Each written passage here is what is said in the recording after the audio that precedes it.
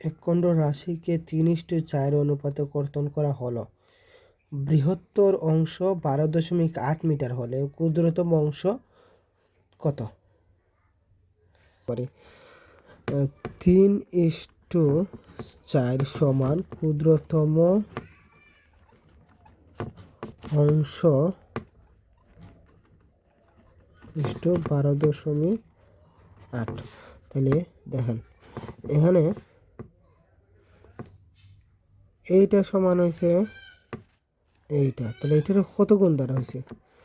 3×4 = 12 আর 4×2 = 8, তাহলে তার মানে 3.2 দ্বারা গুণ হয়েছে। এটা 3.2 দ্বারা ওটার সাথে গুণ হয়েছে। 3×4 = 12 আর 4×2 = 8।